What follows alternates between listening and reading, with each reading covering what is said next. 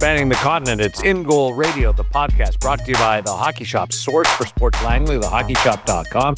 We get to do this every year from Vancouver Island to PEI. We've got things going, and right there in the middle, well, slanted towards Vancouver Island, it's Kevin Woodley. I'm on the left coast. You not are. the far left. Island unto himself.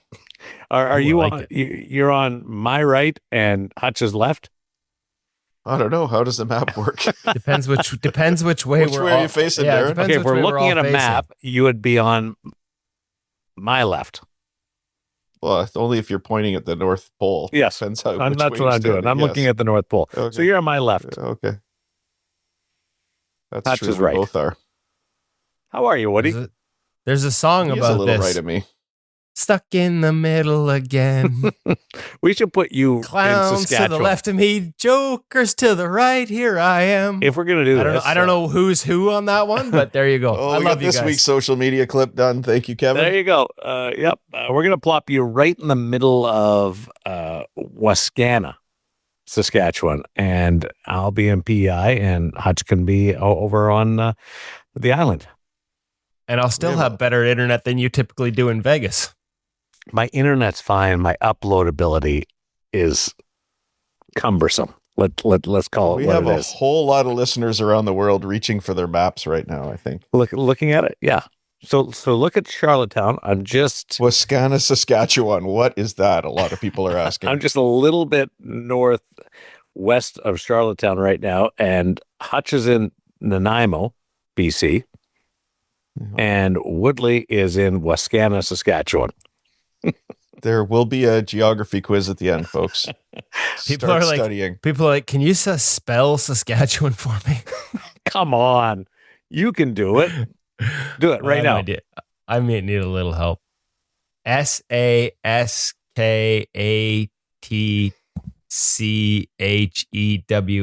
There you go, folks. Now, Wascana, I can't help you with. Nice.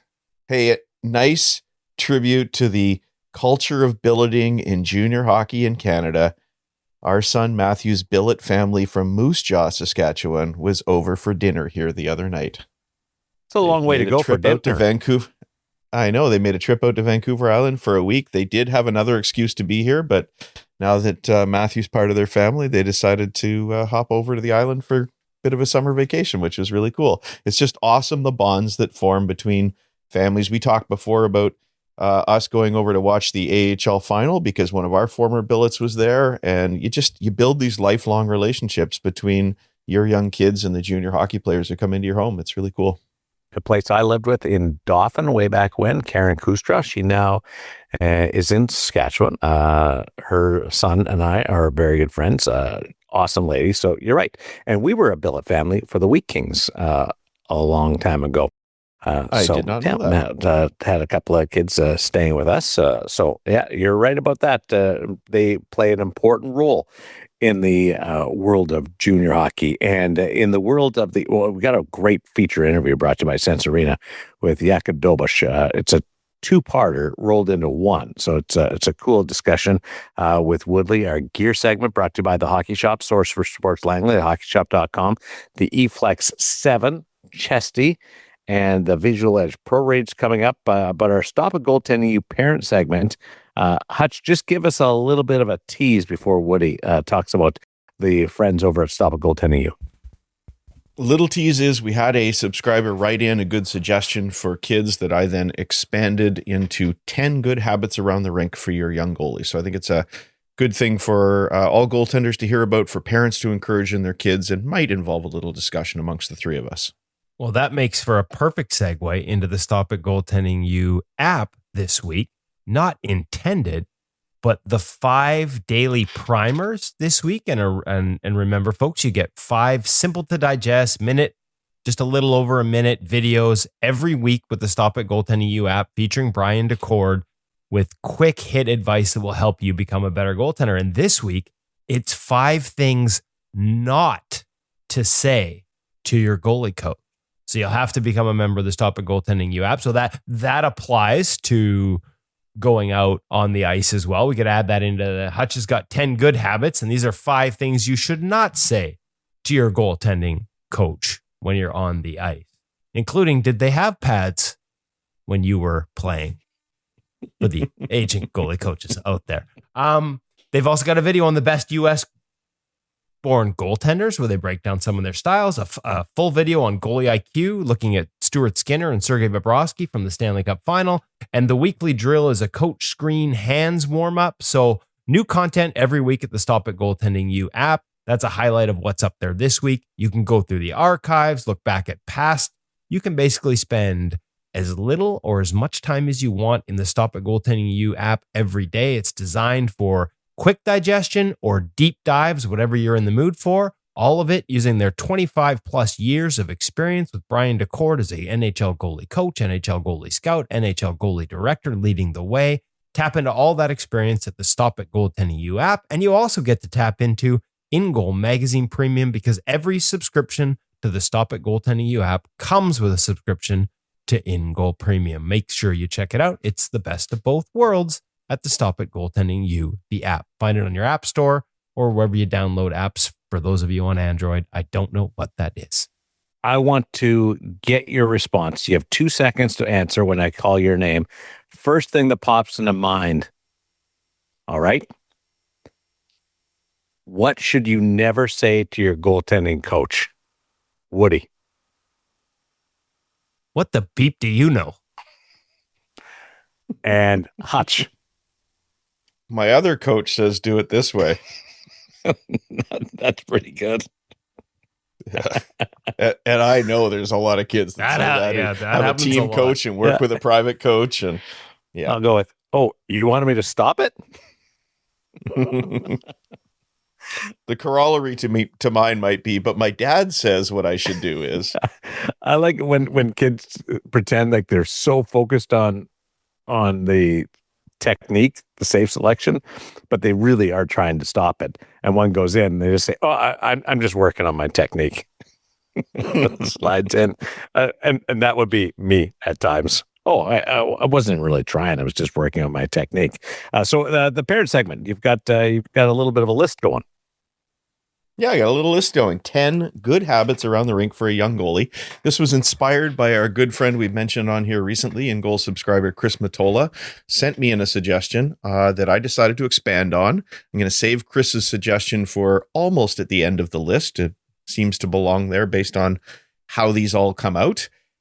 And then I reached out to my son, Matthew, who was about to hit the ice with his summer coach, James Gardner, and the two of them added a few more, and then I rounded out the list. So thought maybe you guys could jump in on a few of these, or maybe I'll go through the 10 and we'll see what that inspires towards the end. So number 1, take some time to warm up before going on the ice. Encourage that with your young goaltender, even if their team doesn't do it, especially teams don't do it in practice times. If you don't know what to do for a warm-up, we'll have some suggestions over at InGoal. We have lots, and we'll put a few in the show notes. Even a little bit of warm-up is better than none. Before you hit the ice, take a minute to do something that this week's guest mentions in the feature interview, and that's visualize. Not suggesting you take a whole ton of time before a practice, but just a few seconds to think to yourself, what kind of a practice am I going to have today? How am I going to be when I hit the ice, so that you don't just step out on the ice and do some lazy stretching as you wait to decide what your day is going to be like. Number 3, when you're out there, listen, pay attention, and try. You'll leave a great impression with your coaches who only want to see you try. Even if you think you're not going to be using what they're teaching, give it a go. Again, as this week's guest says, it's another tool in the toolbox. Number 4, and while we're talking about trying, yes, you have more gear on, and no, skating lengths or lines is no fun at all, but try. You may be destined to come in last in a team skate, but how close can you make it? Can you kind of put a scare into one of those lazy players ahead of you? Coaches can see when you've given up, and it leaves an impression that you don't want to leave. So dig in and go for it. Number 5, finish your save process. When the drill allows, because we know not all drills are goalie friendly, but when you can, track your rebound and follow it, even if there's only one shot to the drill. It's an important habit, one that's going to ensure that you don't have any delay in reacting during a game. Number 6, cheer for your partner. When he or she makes a great save or busts their butt in that skating drill neither of you like, let them know it with a good stick tap. Number 7, if you're getting frustrated, don't show emotion. Teams want to know that you're a rock in there. They don't want shrugged shoulders, hanging heads, slamming sticks. We talk about it as we watch games, but it applies to practice as well. How could it possibly help you? If it's an issue for you, you could make it part of your pre-skate visualization. How am I going to react when things aren't going well? Number 8, don't waste time. If the puck's at the other end during practice, grab a puck and practice some puck handling. Maybe work on your post entries and exits, do some basic skating. The old down on your knees and kind of stretch the groin, it's not impressing anybody and it's not helping. Number 9, almost last but not quite least, is the one from Chris Matola.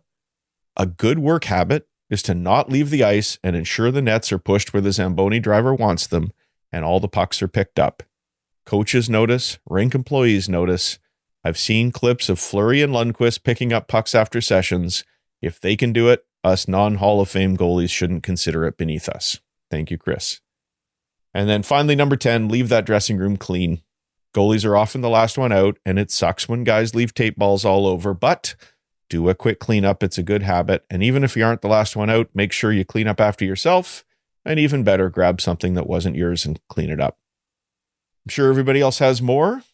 If you have any more, send them to me, parents@ingoalmag.com, and we might turn them into another segment. Woody, Darren, anything we missed? Slurpees for the team. List. Slurpees? Pardon me, Darren? Slurpees for the team. Yeah, I'm sure the team would like you to do that. Yes. I'm too busy. I can't take them to 7-Eleven for Slurpees, Darren, because I'm too busy picking up tape balls. I will say that one resonated. I do that. Yeah. I definitely used to do that in the beer league locker room. Maybe that's a little of my cleanliness and OCD coming in, but the same thing, right? Like the poor guy has to come in afterwards and shouldn't have to pick up all that. So if you're the last out, pick it up. I did like the, in terms of not wasting time out there, plays at the other end for an extended period, reminding me of the Martin Brodeur recommendation. Like, how do you get good at playing the puck, especially when there's so little time in practice? Play the puck. And that's a perfect time. You got a forward that's not part of the drill at the other end. Have them go back and forth at the blue line, hit them on the move, like trying to hit a receiver with a pass in football.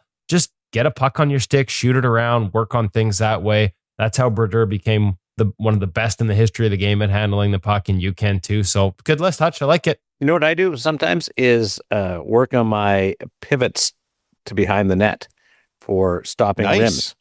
Like, you don't need a puck necessarily. It's just working on my reps, right side, left side, and seeing if there's a way to expedite my process behind the net and be able to get to those boards a little bit faster.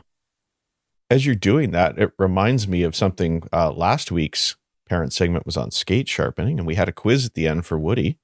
So I'm going to throw it at you, Darren, because I don't know if you listened to last week's show when you were on the golf course. When does a goaltender need their outside edge? On rims. Attaboy. Yeah. There you go. I feel like that's cheating. I got it without the context of having just talked about handling rims. I did. Can you believe? Yeah, Darren can't believe it. No, good for you. Because that is the only time that you would. Unless you're going to the net, you're going to the boards for the extra attacker, and you have to stop and come back. Yeah, and go back, yeah. And do a quick cycle. We've seen that a few times.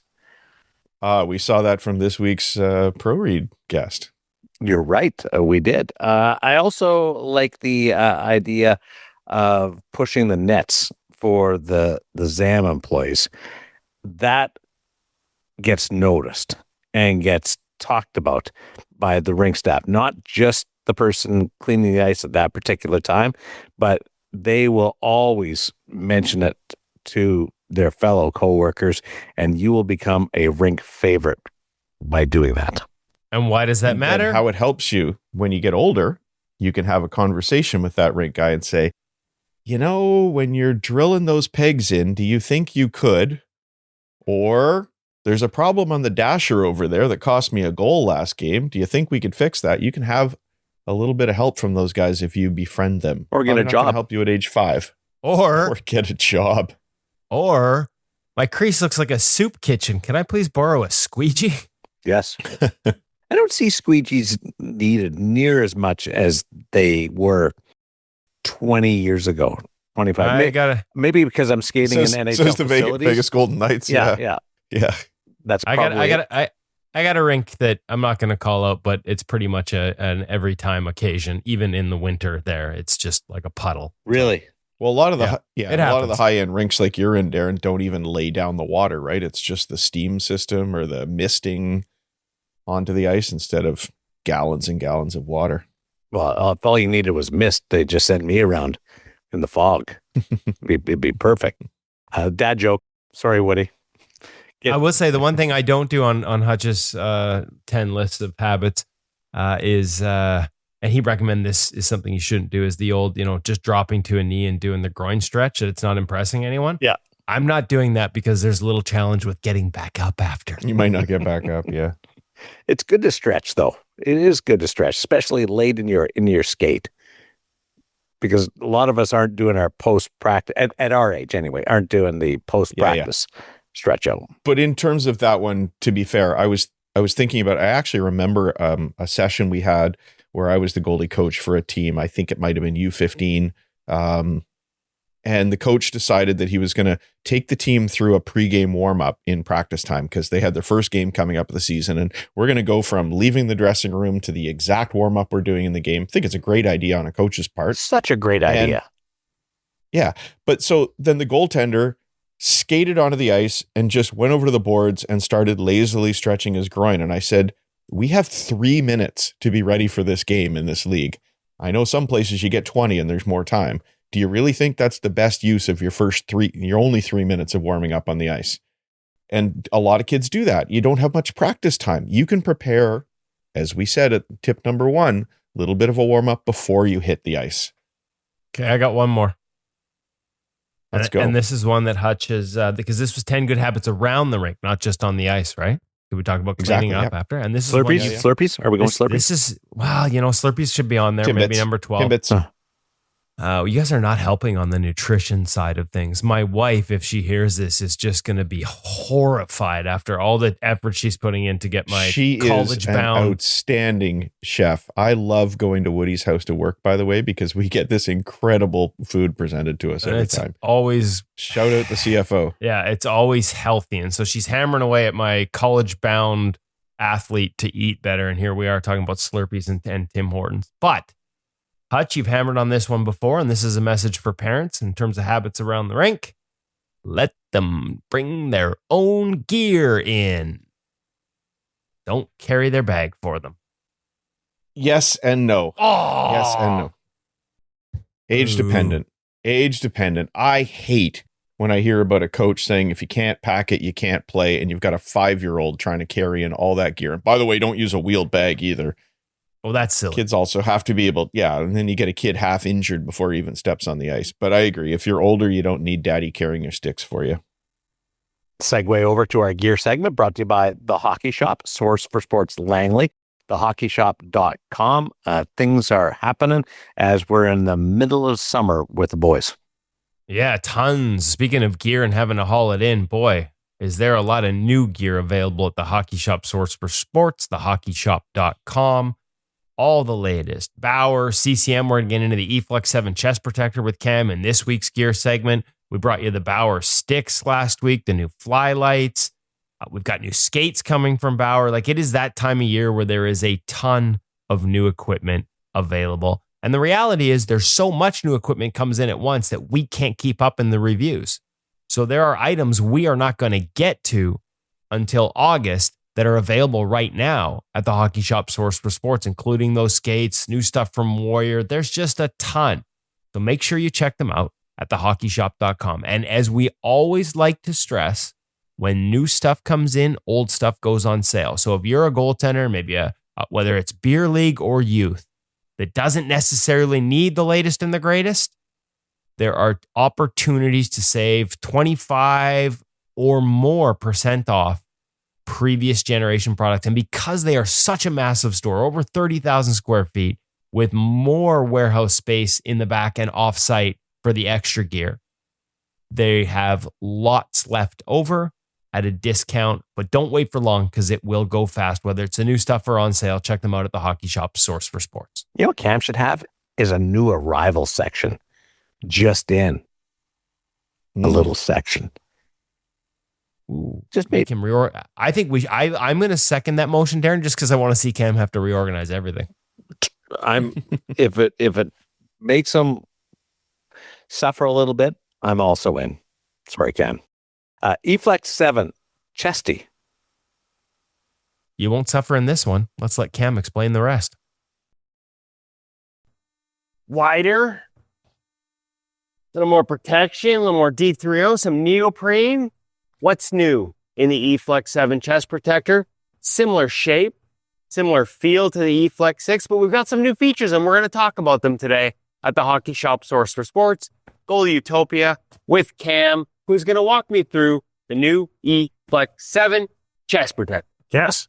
I mean, we should talk about the presence and the fit of it right off the bat in terms of how it sits on the shoulders. That's one of the biggest differences I find between this and the EFlex 6 in terms of that presence of the goalie. So you get more of that like rounded, a little bit more narrowish shape kind of with the 6. This definitely changes your presence in that. A little bit wider, a little bit more aggressive. This is going to make me look bigger? Yes. I got to be honest. That's basically exactly what I was getting at. I kind of feel like I look huge in the EFlex 6 already, so I'm upgrading. You know me, I'm all about, like, if you ain't cheating, you ain't trying, but, I mean, I'm a What do you call it? Cheating. It's not cheating. It's not cheating. No. If you're going to look bigger, I'm in. Yes. I'm in. So one of that's How do they do that? cap off one of the biggest differences for sure. So the way that those extra, we'll call it shoulder pieces, shoulder extensions kind of come out and give you that extra coverage, A, to provide protection. So they're not just there to make you look bigger, but B, that's what they do. They do make you look a little bit bigger.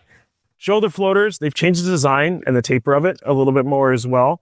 So this gives us, again, that little bit more of that kind of triangle, reverse triangle look, I would say. And we see underneath, little extra D3O. D3O makes its return to the chest for sure, all the way throughout. I really like the way that the chest kind of segmented some of this protection, for example, that allows that flexibility of the chest. I mean, it is called an E-flex chest, so it better be flexible. Right, so when you pull the arms in the front here, you're not going to have any gathering. Everything will sort of move. Exactly. It's moving with you, not against you, I think is the big call out for sure. Adjustability with the shoulder, you can sort of pull it out to the side and make that sit even wider, although there'll be a little more neck exposure, or you can pull it in. Again, find that combination for you in terms of presentation, but also range of motion for the mask. So when you're tracking down on pucks, you're not getting interference. I like that this is segmented. And as much as it presents big, it's nice and thin. Like, it's not going to be a lot of mask interference with this shoulder floater. But again, adjustability to move it around. So adjustable arms too as well. I'll let my Velcro to get us up and down, find your fit for sure inside the chest protector. Arms feel a little wider and beefed up too. I would say just more protected. It's probably the right word to put it. Like, it is a substantial difference between this and what I feel a 6 in terms of for where the protection sits. The arm and the cap has changed. No more neoprene sleeve on the inside. Kind of hard to see. Another big improvement is just that little nylon grab loop as well. Pull it up. Be able to slide your arms on a little bit easier. I kind of like, I'm going to be honest, I kind of like the neo. I know you're telling me most people didn't, but I liked the neoprene in the elbow before, but I'm a weird guy. Yes. That tough thing with that neoprene sleeve is that a lot of guys would slide their arm through and be on top of it rather than actually going through that sleeve. Exactly. Neoprene does feature on the wrist wrap. Correct. So a lot of adjustability in here, little extra protection with the flats over the back. So you're in a reverse or you get your hand up, you can, you've got that extra protection. Yes. And again, through here, nice and wide and protective. Yeah. And a bit more beefed up and wrapped around on the side as well. So, I think I said beefed up and bigger. I did. You did? Yes. Yeah. Yes. Let's continue to the back. We do see that Air Tech Suspension system. Yes. So I don't know if it's, a little harder plastic. You've got the mesh liner inside, so it's supposed to be very breathable. I just find it's the way it sits over the shoulders on the back, to me, is a big part of the presentation. The firmness of this and the way they've structured this allows it to sort of keep its shape over the shoulder. And the way you set it up, again, it's not going to sag. It's going to sit nice and big over the shoulders. Right. Back to the front. A couple more features to quickly call out. We do see the legendary CCM side tabs that integrate with CCM pants specifically because they have those little snap clips. You can snap them in Yes. if you want to tuck it. Exactly. You don't have to use that. You can use anything. This still will work with another pant. You've got your flap on the front. Tie down. This front flap is removable. Something in years past it wasn't. And You know what I do? What's Keep that? it in, but then the other one is a little longer. Keep it in, but just tuck it a little extra, little thicker belly protection. There you go. No right or wrong answer here. And this chest protector, you can find, it does both. You're not going to be pigeonholed to say, okay, tuck versus untucked. For example. Adjustability, yeah. Exactly. So you're going to be able to find your fit. So We talked about adjustability in the shoulders. I already showed you this one, but there's also a second layer under here. Again, we talk about the way that air knit. You can really sort of change that significantly with that adjustability. And then combined with that, you can make this fit a lot of different ways. correct? Okay. CCM EFlex 7 chest protector new for this year. They have it in stock. Does that mean the EFlex 6 is on sale? Surely it does. So make sure you check them out at the Hockey Shop source for sports at hockeyshop.com. If they got any questions, Cam, 604-589-8299 or 1-800-567-7790 or thehockeyshop.com. Don't worry. I'll be flexible and you can too with the new EFlex 7. ooh, I'm just going to leave it at that. I was surprised to hear how differently the 7 presents in the EFlex chesty. See, because I kind of like the way the 6 presents. I feel massive in it. I feel protected in it. That's mine of choice right now is the EFlex 6. So the fact that they've made it present a little bigger, but still give you that sort of out of the box feel and control. And that's the other thing I liked about the EFlex 6. We always talk about chest protections, like there's a break-in period. Like that's the standard.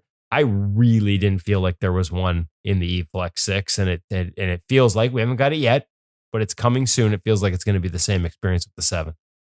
Yeah, just to echo both the lack of a break-in for the EFlex 6 and how protective these off-the-shelf retail units are. Our son wore the EFlex 6 retail unit in the Western Hockey League for more than a dozen games last year because he was waiting through practice to break in the pro unit he had. And he was protected. I mean, yeah, it's not the same as the pro unit, but if you can skate in major junior level in the off-the-shelf product, I think the rest of us are going to be safe in beer league and minor hockey. What would be the difference between the pro unit and the off-the-shelf set?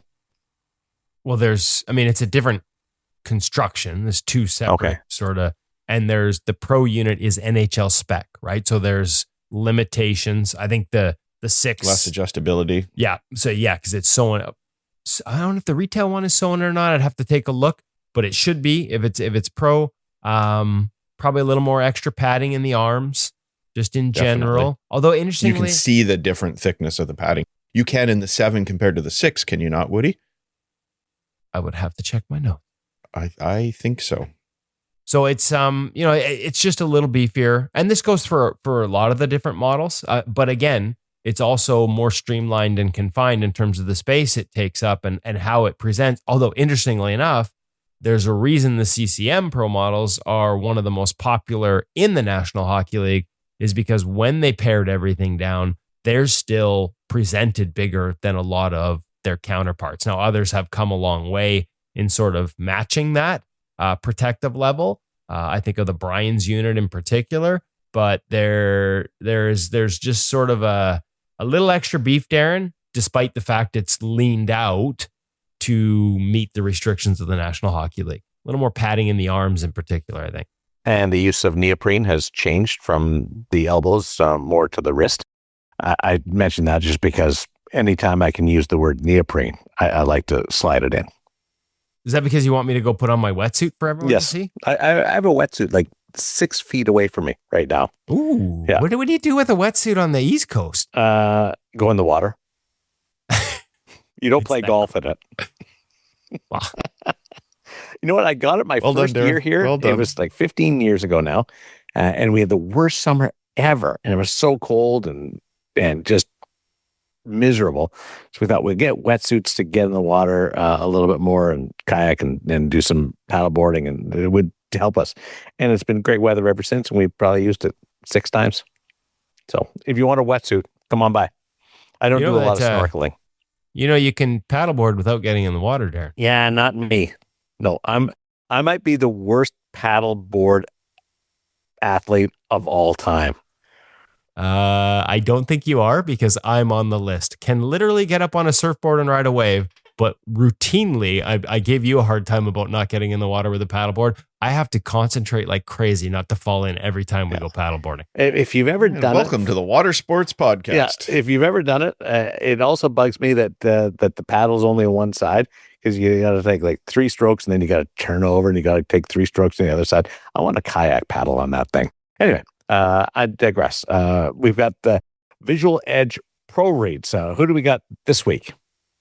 Well, we've got Charlie Lindgren this week, but first a message from another Visual Edge user, Jordan Bennington. Jordan Bennington says that Visual Edge has added a quality element to his preparation as a goaltender. I use the game day drills every game before heading to the rink. That's right, every game before heading to the rink, including at the Four Nations.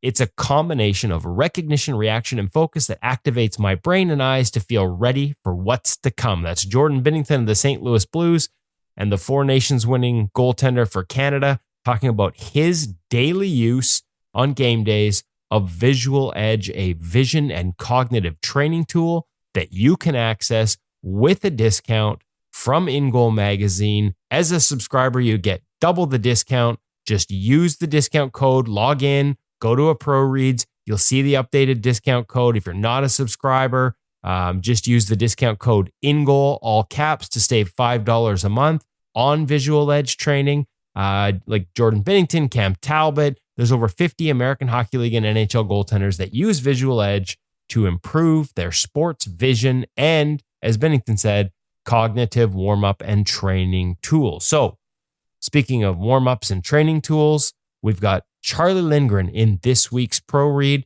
talking about managing a breakaway. And as much as we are often tempted to just limit that discussion to matching speed and positioning your depth relative to the attacking player, Charlie gets into a little more with hand position and reading a stick blade and where the shooter is to avoid falling for a pump fake. And he talks about sort of the body mechanics and hand position to be able to hold and stay patient on a guy as he gets down into the hash mark. That's all part of this week's Pro Reads breakdown, brought to you by Visual Edge. If you're an InGoal magazine subscriber, you can log on and watch the full video with Charlie Lindgren, as well as almost 290 other videos, including, as we launched last week, 22 straight minutes of 3-time Vezina Trophy winner Connor Hellebuck going through his Pro Reads. You no longer have to watch those one at a time. You can watch them with one video. You can screencast them up to a TV, watch with the young goalie in your life. That's all. It's a new feature we've got over at InGoal Mag Premium, all brought to you by Visual Edge. Yeah, that 22 minutes is spectacular. So good. So good. This will become, as we said last week, it's a new idea, a new feature, because we've gotten some feedback from readers. They, as much as they enjoy Pro Reads, they don't want to have to go one at a time. They want to see it all at once. We have an online tool where you go on the website and just sort of watch one after another, but this combines them all. So you can, some people want to screencast it up to their TV and watch it. So now you can do that. We will roll these out with some of our other goaltenders over time, but just a heads up, this won't be a weekly thing because we would quickly run out of Pro Reads. This is a massive commitment from both us and the NHL goaltenders to give us all this time, but we're going to start adding those to the weekly ones that they roll out, like Charlie's this week. On breakaways, is there and Hutch, I'll ask you, leaning on Little Hutch's experience, is there an accepted starting depth that we would lean towards? Is it a 1.5 feet outside the blue? Is it on top of the blue? Where is that? I think you see a lot of variations in how people play that. I think if you go back to a very recent Pro Read with Joseph Woll, he explains his starting depth, and I think it was heels out at the top hash mark and then toes in at the bottom hash mark, if I'm correct. We labeled it on the Pro Read as well, so you can see very clearly what he's talking about. And that's extreme. Like that's really far. Well, not really. When I say heels out, I just mean that the edge of your heels touching the top of the crease. Oh, I thought you said hash mark. So we're talking about a skate blade distance here. Yeah, no, when the player is there. you will see people much more extreme than that. I know when you and I played, we might come out to the hash marks as a guy was coming on a breakaway. And I think you're seeing people retreat more and more and start from a very conservative depth now. That's about all I have to say. That I think that the trend is to have less motion because you can be more controlled and you can be more consistent in your play. But what are you seeing? Well, it's interesting. I was at Pacific Coast Goaltending yesterday with Thomas Spear, the goaltending coach for the San Jose Sharks. So it was nice to see him. We just popped down to Seattle for one of his camps, the final day of one of his camps. And they had actually had a shootout competition the day before. And the habits of the goalies, they were like, ooh, these kids don't know how to do shootout, or not to the degree we'd like to. So they spent the whole day focusing on breakaway and shootouts, including a video session that I sat in on that combined NHL clips with clips of how these goalies were doing it. And it was really interesting to me because you're right about the guidelines that Wool talked about. I think a lot of goalies do like to have their heels at the edge of the crease when the shooter's at the top hash. And by the time they get to the bottom hash, they want to have the toes at the edge of the crease. Like that's just a skate length depth. But how they get there varies wildly. Like Wool, as he said, doesn't take a lot. Like he just starts there and moves back. Dustin Wolf, small goalie, does not take a lot of ice. He's kind of like Joseph Woll. He's very conservative, just at the edge, and then starts his retreat. Igor Shesterkin's one of the best skaters in the league. He's got good size. We saw video clips of him. He was out at the hash marks on breakaways. Again, when you broke it down, he would typically arrive at those same landmarks that Joseph Woll talked about when the shooter got to the top hash and the bottom hash, but he had a lot more motion backwards trying to match that speed. Devin Levi, we've seen, plays it really aggressively and ends up in the same spot. So it really is a personal choice thing. The one thing that I would add to that is it varies big time on breakaways versus shootouts. Because there is no pace or back pressure on a shootout, goalies tend to be way less aggressive. They can start at the edge of the crease like we talked about with Woll and Wolf in that situation and don't want to have a lot of backwards flow because the shooters can come in with pace and then stop and drift really slow and change it up on you a whole bunch. So that's the trend between and the difference between breakaways and shootouts. But you're right, there's no one way to do it. We see this right up to the NHL with some of the best guys at it. And I think that it's worth noting, even though they're all trying to get to the same spot, how they get there, or roughly the same spot, how they get there varies wildly.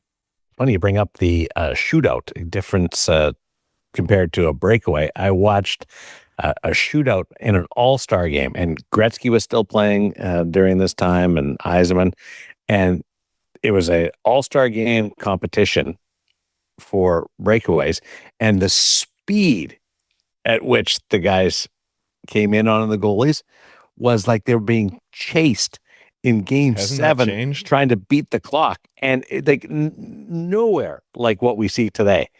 How never it's going changed wide over either, right? the years. Yeah, never going wide back in the day. No, it was pick up the puck and skate as hard as you can and come in.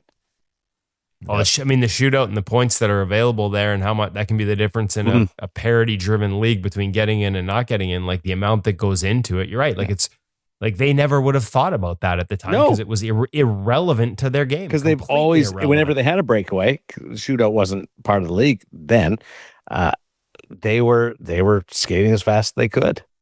Because they were being chased. I don't know about you, Darren, but for me back in the day, the absolute highlight of Hockey Night in Canada was the showdown competition in the intermission. I mean, I didn't care about the game. I just wanted to see showdown. Yeah, I've had some great conversations with John Shannon, who was part of Hockey Night in Canada during that time and produced those segments during the course of the summer, and how much fun it was.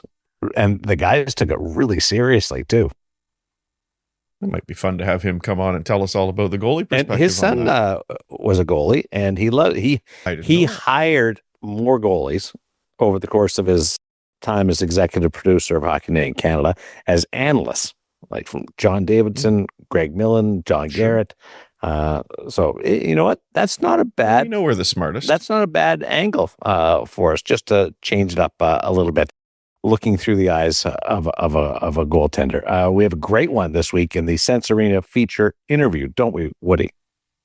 We do. Jakub Dobeš, who we started this interview in person in Vancouver as Montreal visited, and then we picked it up after he signed his 2-year contract extension this week. So One-way contract, next couple of years will be in the National Hockey League for Jakub Dobeš, who showed opened a lot of eyes this year and has a great backstory. And I want to touch on this a little bit before we get into it, because we didn't get to dig into it in the detail I would have liked in terms of making him a storyteller. I didn't want to ask him to retell the story completely, but this is a young man who is coming to us in part 2 from St. Louis. And people might wonder why a goalie from Czechia is talking to us from St. Louis and has made that his first stop in his offseason home.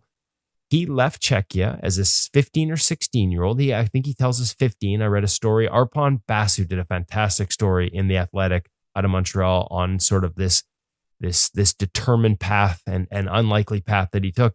He left as a 15-year-old to come to St. Louis because he did not have a team to play on in Czechia. And he basically came over, they took a flyer, hoping to get a shot through mutual connections of his agent and former NHLer Luboš Barčeko. Hopefully I said that correctly. It's been a while since I had to say that name since he was in the league. He was coaching. And so he came over to basically try and get a spot on a AAA team. But the problem is once he got there, the U16 team, which was coached by Hall of Famer Al McInnes, already had 2 goalies. So his only chance was to make the U18 team. And with some evaluation and coaching from another name that folks may recognize from our past conversations, Bruce Racine, goaltending coach and former NHLer in the St. Louis area, he was able to do just that. So he made the U18 team as a 15-year-old, started this path, left his parents behind in Czechia, came on his own. I think he might have had a sibling with him, and started his path, took that chance to come all the way across, started his path at AAA, goes on to play junior, goes on to play college, and now he is signed to be a goaltender with the Montreal Canadiens. And think of what, not just in the NHL, but a franchise as storied as they come in the National Hockey League when it comes to goaltenders. After taking that self-belief risk and coming overseas, that couldn't have been easy, but he's an impressive young man. He's got a lot of tools in his game, and it was fun to watch him play in the NHL last year, and we sort of catch up on the process. The feature interview brought to us by Sense Arena. Hutch. Sense Arena. And, often I do a little bit of a read here and tell you all about one reason that we think NHL Sense Arena is so fantastic, but I wanted to have just maybe a little discussion amongst the 3 of us here. And starting with Kevin, because we have this fantastic new goalie advancement program in NHL Sense Arena. We published a review of the first part of that, which was about reading releases. Woody, just tell us what's going on. Well, he's working on part 2, which is all about angles. And so it's been really fun to go through the variations and the progressions in this program, which was put together with consultation and input heavily from Brian DeCord, who's a big part of their advisory board. We talked about him with Stop at Goaltending, all the experience he brings. Really like the way they did it on the shot reading, using things like ghosting. And the thing I love the most so far about the way they move these progressions in angles is how virtual reality allows you to essentially set up a box control frame, or basically like we've seen, you see it in on the ice. We used to see this. Pete Peters used to do this as a goalie coach with the Edmonton Oilers. They had like a fishing rod out with lines tied to each corner, and the goalie would have to stay in between it. Well, there's no more. We've seen it with dog leashes. Well, there's no more messy ropes to get caught up in. You just go into virtual reality. And that space that we're trying to create to let us understand how much of the net we're filling in front of us rather than worrying about the 4x6 behind us, it's all clearly defined in front of you in Sense Arena in a virtual manner. So you can tell whether you're on angle, you can tell whether you're square. I was surprised at how often I wasn't actually squared up as I went through this, where I thought I was square on the shooter, but I wasn't completely. Maybe I left the backside behind. And so as soon as you're flat in the net, you haven't rotated that backside into that space, you're opening up more net. You're making it harder to close on pucks and shut down the net. And having these guides built in front of you really allows you to understand that better, to see it better without getting caught up in ropes and pulleys and all these things, and without having to worry about wasting ice time figuring it out. And eventually it just becomes more and more innate. And you learn how little you have to move when you're in the middle set and square to take away the net. Whereas sometimes when we think about that giant net behind us, we think we think we have to move to fill it out. And quite often the space that puck has to travel through to reach that giant box behind us is tiny, and it's just all little subtle movement. So having that in Sense Arena, I think, has been a real, I mean, it's always been there, but having it laid out as part of a progression and learning, I think, is improving. We'll see when I get back on the ice. It's been a little bit, but we'll see if it actually helps. But it feels like it's paying dividends already. I think it underlines the fact that NHL Sense Arena gives you so many different tools that you simply don't have access to on the ice. And yes, maybe your coach could pull the dog leashes out on the ice, but this is something you typically can't do. And as Kevin said, you don't need to be on the ice to practice this. So that, on top of things like reaction speed and tracking statistics, there's so many things that we can't get as a goaltender on the ice that NHL Sense Arena gives us off the ice. Darren, would you use NHL Sense Arena there at the cottage? And if so, how much? Probably once a week, and I do come out to the bunkie, and the box control is something that I'm always leaning into. It's an area where NHL goalies get loose at all the time, and have to work on being square and fine tune on that. And so if they can get loose, all of us can get a little lost. And so box control is one of the biggest advantages to NHL Sense Arena for you to be able to work on. And I think it's one of those little mental advantages. Like, it's where you get a driver and you just know you're going to hit the fairway with it. You work on that box control, and like Woody said, you realize how little net they actually see behind you. It can give you confidence before you even face a shot, just having that realization. That's fantastic. Well, if anybody would like to try it, if you want to make it part of your summer routine and give you or your young goaltender all the advantages that Darren was just talking about, head over to sensearena.com, and as always, use the code IGM50 and you'll save even more. I haven't seen anybody because I got the goggles on, but people were on a walking path around the loop in Shelton Beach, PEI, and can't imagine what their facial expressions are as I've got the headset on, jumping around the bunkie. Oh my Lord. I want a photograph. We have a photograph of Woody at surfing using it. And a photograph of my kids standing in the middle of Lake Louise doing it. So we need a photo of you from PEI, please. I was going to say, wait till they come around the corner and I've got you in the wetsuit with it on. There's no flattering pictures of me in a wetsuit. I can guarantee you that. Woody, you know very well, that thing is a humbling experience. The wetsuit. There is no place to hide in a wetsuit. That is for sure. No.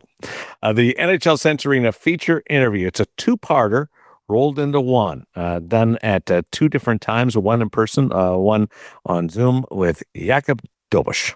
Enjoy. I guess I'm just going to start right away. Like, it's been the biggest adjustment for you this year, coming up to this level. Probably try to be at your best every single day. Being a pro, it's pretty hard, but like being a pro in the NHL, I feel like even more hard, because you are playing against the best players in the world, and a lot of them are still really hungry for more success and stuff like that. So I feel like the big adjustment was like bring my best A game every single practice, every single game, and being consistent pretty much the whole week. We hear that phrase a lot, learning to be a pro. Yeah. And it's a process. What does it mean to you? Because I think a lot of the young kids hear it and they want to know, like what does it mean when you say being a pro? Probably just, hockey for kids, takes maybe a couple hours a day. I feel like being a pro means having another level of kind of, spending more time on hockey. So like it starts in the morning and sometimes it ends, like, depends how your practice is long or what time you do it. It's pretty much you have a one block in the afternoon, and after you have something at the night too, right? You gotta meditate or stretch. So like I feel like for me it's like it's kind of a two blocks. Like you have practice where you try to get better. And I feel like at night you're still kind of prepared for tomorrow.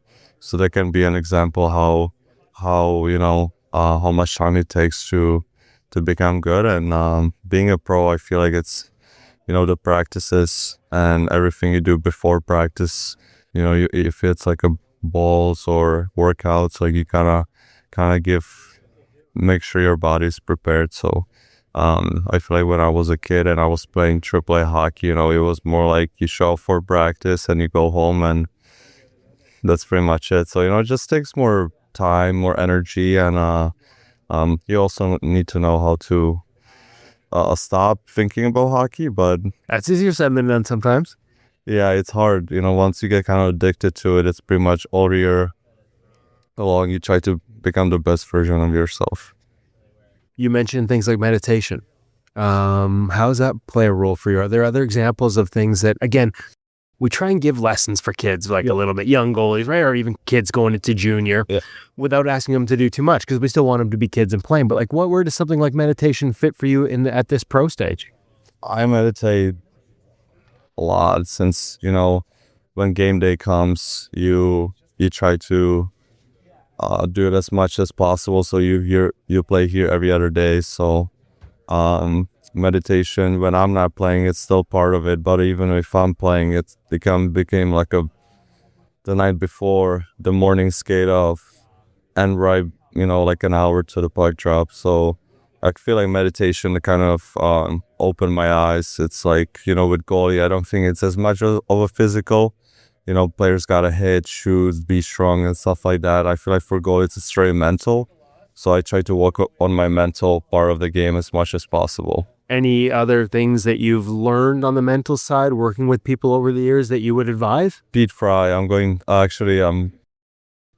gotta make the 2:45 bus because I have a dinner with him at 3. Lunch, sorry. I guess lunch, you can call it at 3. So he's my mental coach, and I've been working him since I turned pro, and he is really good. He gives me a little things that I can take in the game and just apply them. It's like, kind of getting better. It's not a big step, like you get better by 50%, but like over the time, like you put keys and pieces together and stuff like that. And I feel like you can gain like 5-6% how to be better. So 5-6% is a lot. So that's why I feel like over the years, over the Zoom calls, over the meetings we had, like listening to it and like grabbing things that you might need in a game and it might work, and try them. And if they work, you have something in your toolbox. So I feel like the mental side is pretty important. I'm going to text him right after this and give him crap, because that means you got to leave before I can get through my interview to go see him. So it's his fault. We'll blame him. Yeah. Who's your guy growing up? Like, how'd you become a goalie? My dad was a goalie. It's the best way. Yeah, my mom was a figure skater. So yeah, it's pretty obvious I was one of you guys. Dad, your first coach too? I'm just curious what kind of coaching you had, in the Czech Republic. A little bit. He was a GM back in Czech, so he didn't have much time, but yeah, he will always watch me practice and stuff. But after that, I moved to the bigger teams, and they had their own goalie coach. So I was gonna say, edge work and skating's become such a big part of the position. Maybe your mom being a figure skater might have had as big an influence as your dad being a goalie. Maybe I have a good touch. I can feel it, but I don't know. I'm not very sure. You came over at the age of 16. Obviously a tough decision. 15, 16? Yeah, something I like read 16. Yeah, people. I was young, and that can't be easy. Yeah, no, it was. Yeah, it wasn't definitely easy the first couple of months, but it was a good decision overall. I read there were some things that you had to work on at that point with Bruce Racine, like as simple as proper leg recovery, things that we might take for granted over here. A lot of little things. It's, at some point you have all the tools. Sometimes you need a reminder. Sometimes it takes little tweaks. But yeah, I remember every time I was going back to the post, my stick will get kind of stuck. So we work on like wrapping it, and now that I don't even think about it, but like back in the day, it wasn't definitely easy. Okay, so reconvening with Jakub now, back as the season ends, fresh off a new contract extension. First off, congratulations on that. Thank you, I appreciate it. What's that like? Is that a little stress? Like, do you just leave it to other people? Is it stressful? What's that like going through that process? I don't think it's a question I've actually ever asked anybody, but what's that part of the business like for you? I mean, it's definitely. I don't think it's stressful, but it's on your mind every day.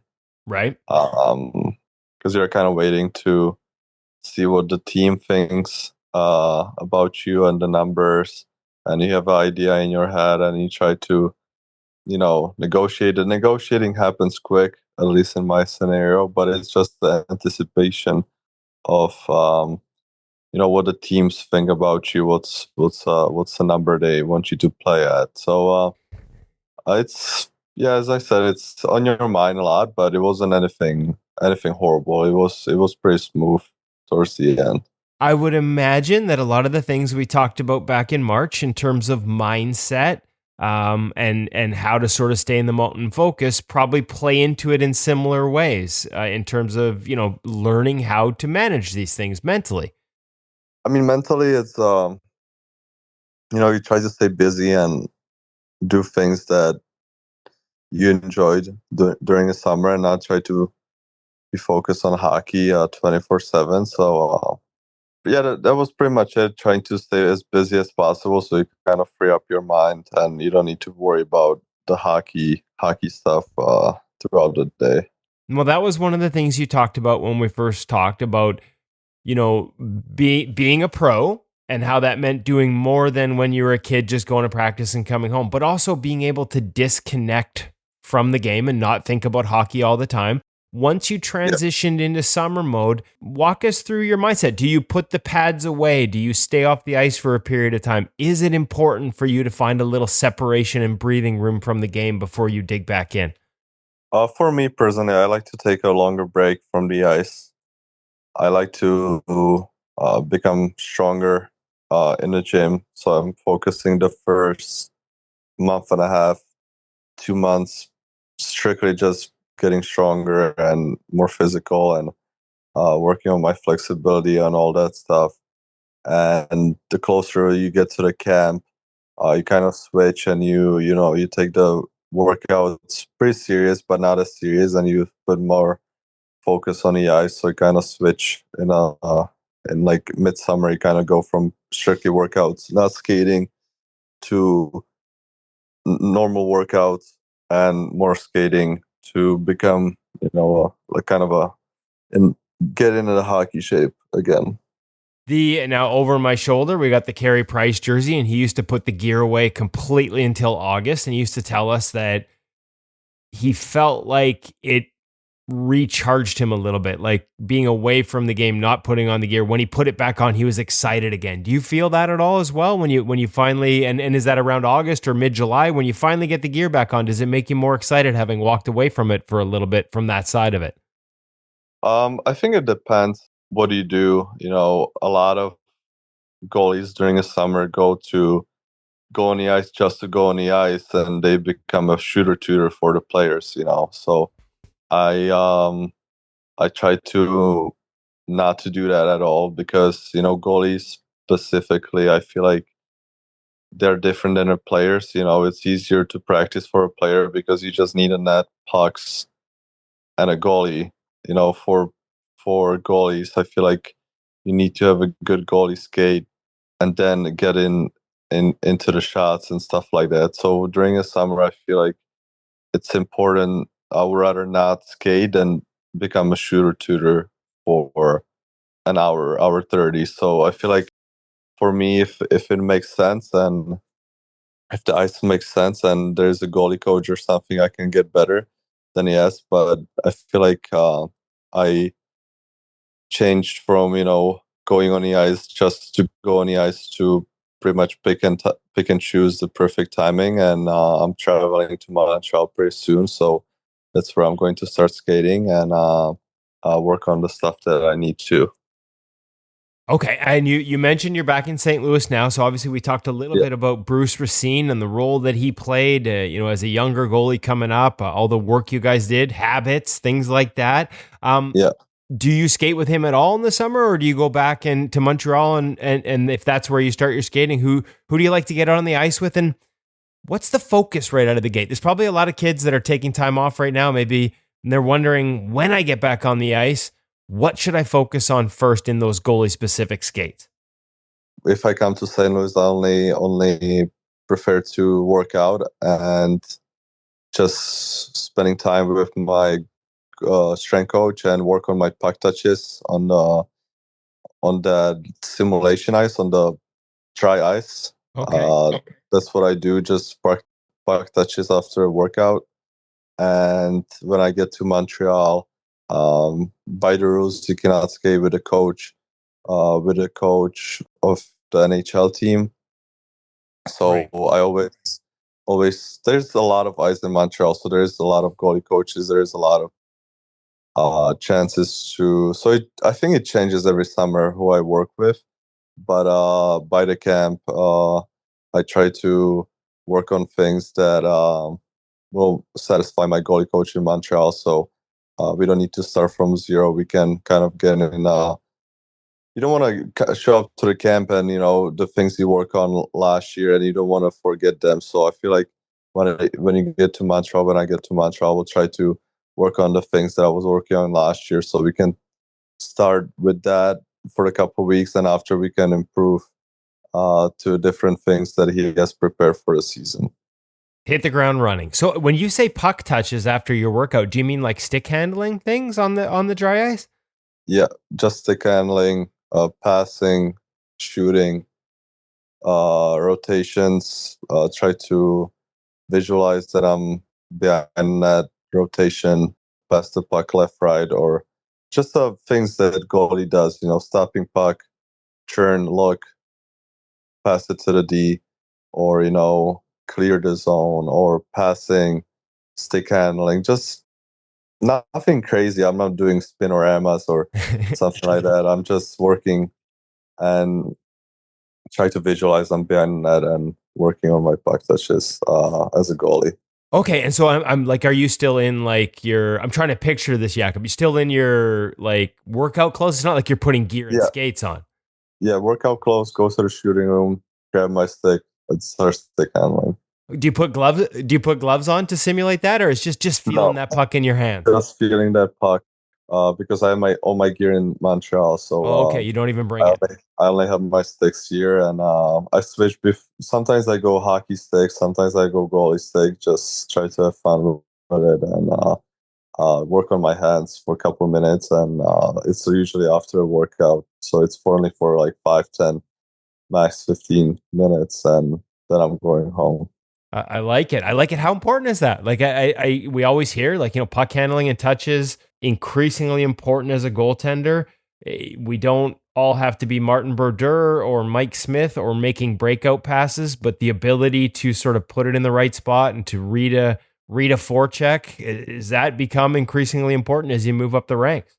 For sure. I mean, that's the one thing that I need to work on. Just being able to kill the other team's forecheck with a breakout. So I think it's definitely not the most important thing. As being a part of goalie, you try to save a puck. That's the number one thing. But it's definitely helpful to help your team and teammates to take less hits, to spend less time in a defensive zone, and just make it easier on them. So I definitely think it's a one thing that during summers goalies can work on and just become better, because it doesn't take much to just take a puck and a stick and just pass and work on your vision. Now, that's what Martin Brodeur once told us, one of the greatest of all time at puck handling. He said the key is to just handle pucks as often as you can. Like whether it's a break Yeah. in practice, just do it. So it sounds like you've adopted that into the offseason. I love it. Yeah. You mentioned working with different coaches in Montreal, and as you get up there before you can sort of be on the ice officially with the Montreal coaches. Is that how you ended up? I read a story where you ended up getting some ice time with the legend Marc-Andre Fleury. Was it last summer or the summer before? Yeah. Is that Yeah. how that all came about? Can you share that story or how neat that was for you? Yeah, I was skating with a goalie coach from Laval, having with Marco, having Right. just the skates during a summer, and they were different goalie coaches. It was kind of a clinic. There were multiple goalie coaches, like 3 goalie coaches. He was one of them, and Marc Andre Fleury was there, and a couple of younger guys. And yeah, he showed up. We skated together, and I was still in a minor, so couple months later, we play against each other. So it was pretty cool to see, how much or how hard he works still at his age and how determined he is. So it was definitely cool to see, and just being on the ice with him that was cool enough. And yeah, it was great. That was definitely probably my favorite skate last summer. And then you end up on the ice with him for warm-ups in his last game in Montreal, which was a pretty Yeah, emotional and spectacular yeah. evening.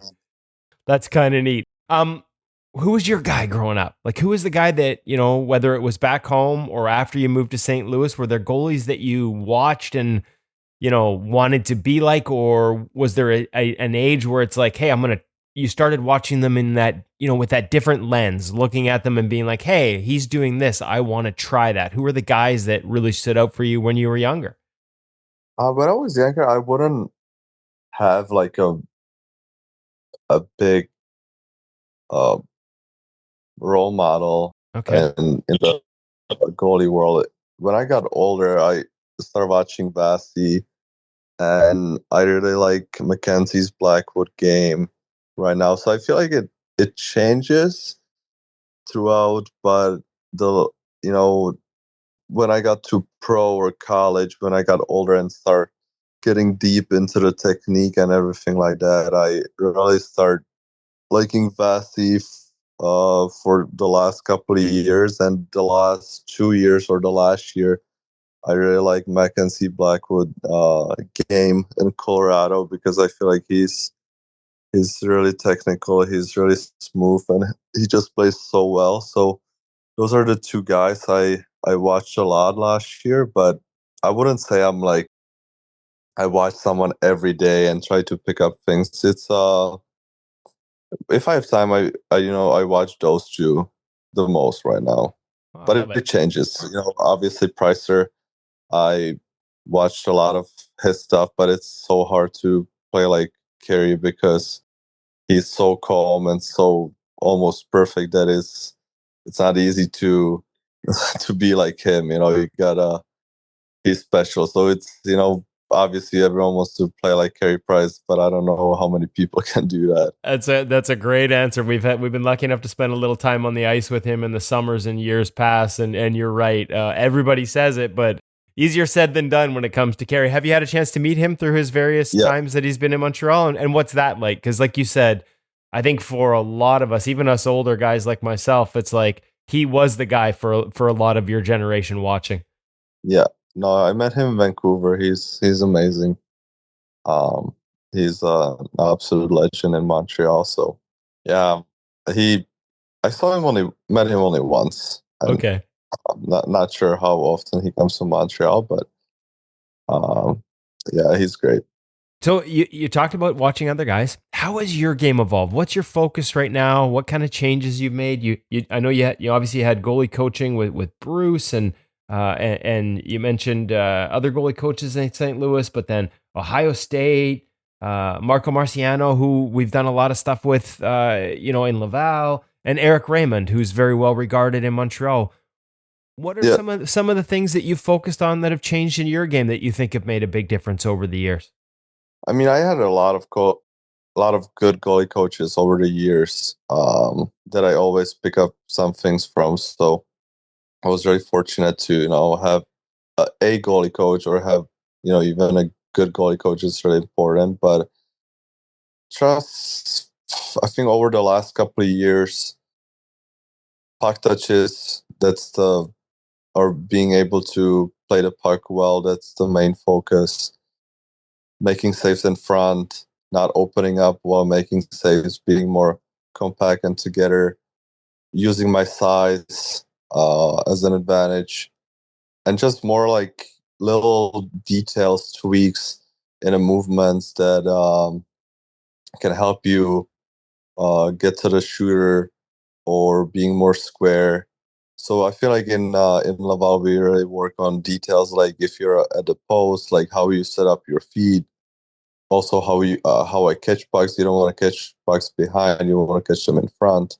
Yep. Rotations, using your hips and rotating properly, or a T push if you want to go to the player across. You try to open up your shoulders so you can be square to the puck right away. Just a lot of things that are, I would say, are little tweaks, but so important as well.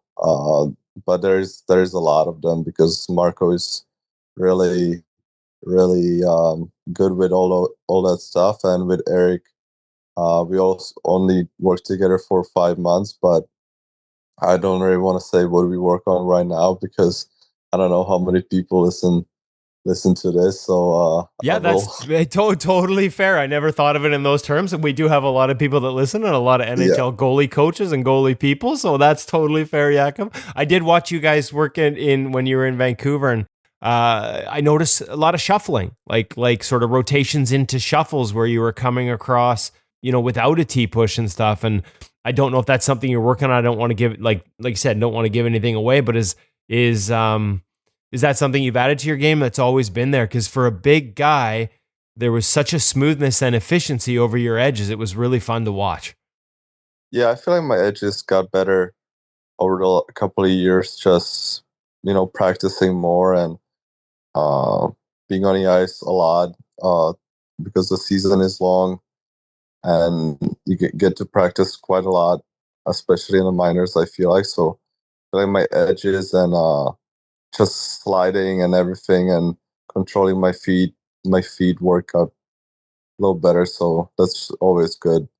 Having a good feed, it's really important. So definitely there's a lot of things I can still work on, but I feel like over the couple of years I did pretty good improvement, but there's still, as I said, a lot of room to do. So the game's always changing, right? So we never stop working as goalies or we fall behind. No, that is true. You gotta always try to find a way to get better, to find some information or something that makes you better. And yeah, I mean that's pretty much it. Changes, as you said, it changes. The game involves, and you see different things. And I feel like you're a different goalie 6 months ago than you are right now. So yeah. That's a great mindset. So last one for me, because I guess those little things that you work on, you talked about with Pete Fry and your work with him, like you can get 5 to 6% better just by the way you approach the mental game. The little things you're talking about technically, that's like it can be 1 or 2%, but that at this level, that's all we're looking for, right? Like that's a couple percent here and a couple percent there. With Pete in the summer, we talked about a little earlier how you focus on meditation, even on a game day. What kind of things do you do mentally in the summer? As much as you're just trying to get away from it, do you still focus on some of your mental preparation work from a goalie specific standpoint, or even just meditate? Does it maintain a role in your daily routine? So we had this conversation with Pete. He wanted to start Zoom meetings a couple of weeks ago, but I told him that I don't feel like doing it yet. So he's waiting for me to kind of get back to Hockey that. mode. But yeah. So you need a break, right? Like that's what we talked about. Sometimes you need to step away. I just feel like I wouldn't enjoy it as much as I enjoyed in a season, so I still haven't done that. But the mental game during a season is pretty intense. That we have Zoom meetings once a week, and then I call Pete before every game, and we visualize. And I have my own visualizations the night before and the game off. So there's a lot of visualizations during game days and a little bit during a week when we practice. But right now I do twice a week. I do yoga, so I guess I visualize then, but it's more stuff outside of hockey. Yep. And once a week I try to just visualize and make sure I don't forget my routines throughout the week and throughout the game days and throughout everything, because once you get back to it and you take a longer break, you kind of forget everything, and that's the most annoying thing. So I try to just remember as much as possible so it's smoother when I get back on the ice. Well, it makes sense, right? So you stay in touch with it. You don't want to Yeah. lose that, but as you said, it's a lot mentally during a season. So you don't want to Yeah. grind at that level in the off season, or it would be draining. I do have one last one, because you talked about visualization earlier. You talked about it now. A lot of young goalies, Jakub, hear that and they wonder what it looks like or what it feels like. Are you watching like a play in the zone through your own eyes? Are you watching it from, a bird's eye view? When you visualize hockey, what does that look like to you? If you're okay sharing that, so young kids can sort of be like, okay, I want to try this. Definitely, I'm taking it from my view. Okay, so you're looking through your mask kind of thing. Yes, and Okay. what I try to do is that I visualize the situations that happen pretty much all the time, like 2-on-1s, breakaways, power plays, shots from middle of the zone, shots of the outside of the zone, pucks or passes coming from behind the net to the front of the net, wraparounds. And over the years, you add more stuff, but for the younger goalies, you can start with the stuff like 2-on-1s, 3-on-2s, and then progress and start doing more stuff that you might get score on more, or something you need to work on. You just close your eyes, listen to some music, and you visualize those things. And your brain is, I feel like, so powerful that it remembers it. And when you get on the ice, it kind of naturally like tweaks it by itself. And that's what I do a lot, is just preparation. Like if I see tendencies from other teams, and just things that when I get on the ice, I don't need to think. I just kind of do it. And it's pretty simple. You just close your eyes, listen to music, and you visualize whatever you want or whatever you feel like you might need. Yeah.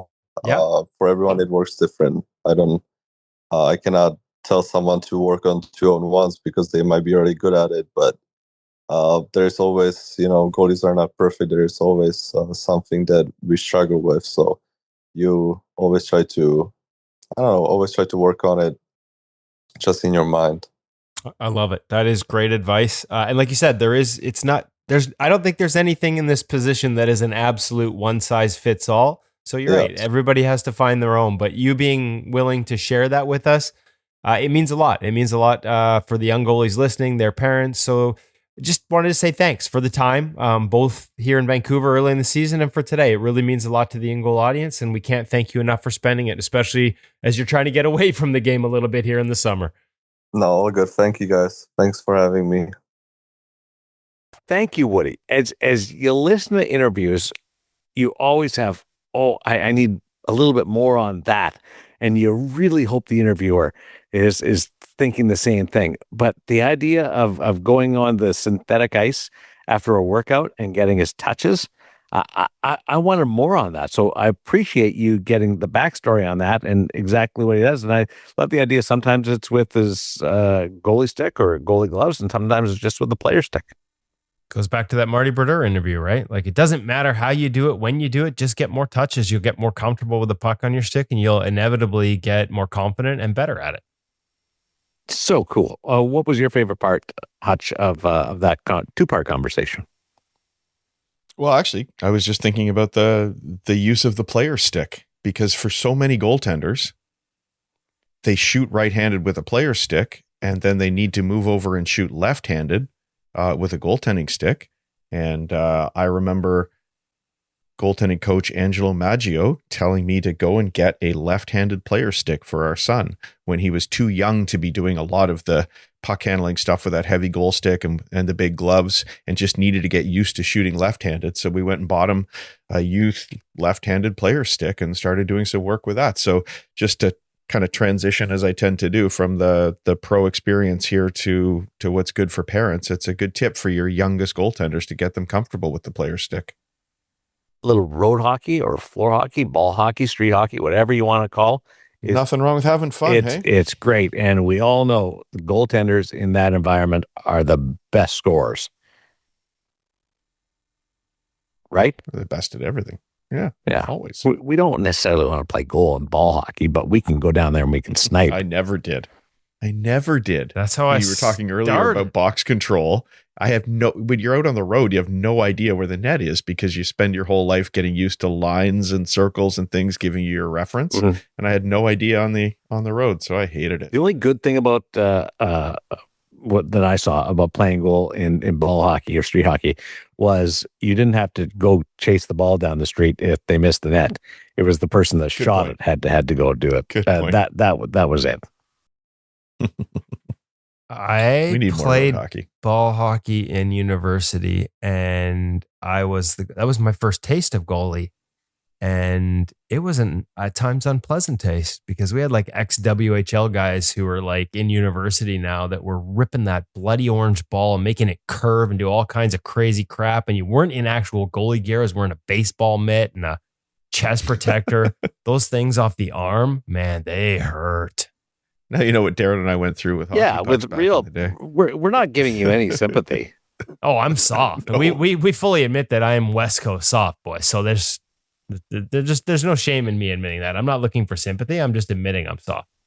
You were out there with like junior age kids or junior caliber kids? No, they were older, but we had a couple guys on our team, and there were a couple of guys. UBC had different tiers, and this was the quote unquote Super League, whatever the hell that means. And some of these, not all of them, but a couple of them could absolutely rip it, and it did not go straight. They curved it. It was, and when it got you in a bare spot, it left a mark for a week. Yeah, we may not have had great equipment, but at least we had equipment, right, Hutch?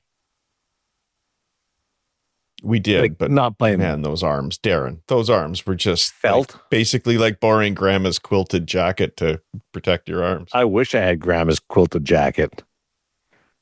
It was two parts too. You had the chest, and you always wondered, Absolutely. do I put the chest on first, or do I put the arm thing on first? And then when they combined them, it was great. Hey, remember a couple of years ago, we had a lot of guys using different manufactured arms? Frankenchesties. Yeah. Is that kind of waned a little bit? I think it's waned a little bit. There are still some. I don't want to speak out of turn and name names, but there was a couple NHL goaltenders this year because one of the brands, Konecki, I believe, is no longer operating. And that was one of the ones that was popular to do this. A lot of guys really loved either the chest or the arms. I think we saw a lot of CCM Pro chest protectors with Konecki arms for a little while there. I don't see that as much, but in the sort of the first generations of the new regulations. And I asked a couple of these guys, like, hey, like if you can't get those arms anymore, but you're using them on your chesty, like, have you stockpiled? Like, what's the plan here? And one of them said that, yeah, like the training staff had 20 sets of arms set aside. No way.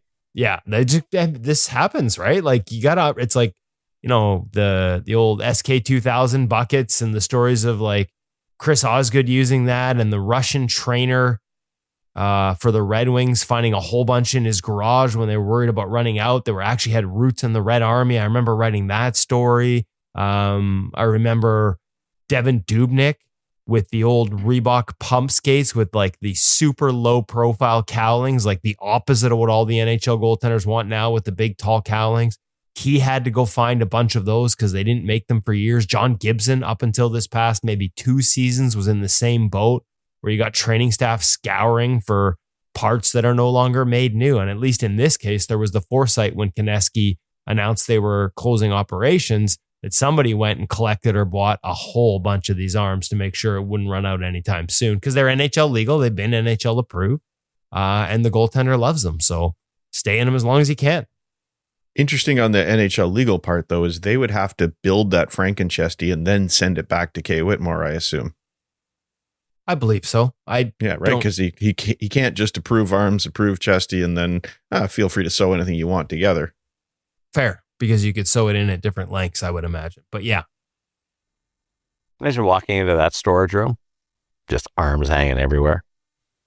Well, imagine the amount of equipment. I know they get backed up So at fun. times. Like imagine at the beginning of the season when every piece has to go through there. Like I think people underestimate how big a job that is that Kay has to do. And I think he's got help doing it in terms of the measurements and things like that. And he records it all. Like, you know what? Like we didn't plan on having this little aside, but When's the last time you heard anybody complain about the equipment being too big in the National Hockey League? Kay's done a really nice job. And I'm not hearing goalies complain about it, leaving them bruised or battered either. Like both sides seem happy. And to me, that's the ultimate cap tip to Whitmore and the job that he's done sort of managing those both sides. And like you still see pucks. I still see pucks go in that I know are linked to the way he's sort of, changed things with the knee stacks and made it more difficult to get a seal. And I'm not sure everybody appreciates that, but every once in a while, one will slip under a pad before it gets to the ice. And I'll be like, yeah, that was Kay Whitmore making a change there. And nobody realizes it, but the goalies aren't complaining. The shooters aren't complaining. Hat tip to Kay Whitmore for a great job. Yeah, we need it back. We need big equipment, at least on the rec league level. Listen, I'm happy to hat tip him for the NHL, but everything I'm wearing is too big and oversized for me. Yeah. I look like at the Calgary Stampede, the one bullfighter, a rodeo clown that jumps in the barrel. The clown that attracts the yeah. Yes. I'm that, but I'm the barrel. Not the guy jumping in the barrel. That's me just walking around. Big, huge. I'll tell you, before they did the changes, I remember Curtis Joseph talking to him when he played in Calgary, and his pants were massive, and his chest protector just slid in there like it was a barrel at the time. And there was a lot of barrels, and there were barrels that were linked to the chest in a way that would make the chest popped up, and linked to the knees that they would all move up when you dropped into the butterfly. It was an elaborate barrel there. How about remember the table trays on the pads, those thigh protectors? Oh yes. Yeah. Those things they were great too. Especially holding them up right now. Oh yeah. You got them right there. I've got a pair of old cohos behind me. I just held up for dinner. They were like inflate table trays that you put your table tray up as we're preparing to land. Those things were outstanding. Listen, by the time it takes me to get to the ice in the butterfly, they could probably make that announcement for the entire everybody in the rink. Woody is about to drop into the butterfly. Please fasten your table trays and put your seats in the upright position. We're going to go back around. Millard's trying to get up. We can't land yet. Fun being back with you guys. Great job. Loved last week's episode. And yeah, I did cheat a little bit with the outside edge. So you actually had listened? Yeah. That means a lot. I did listen, and I already knew that. And outside edge.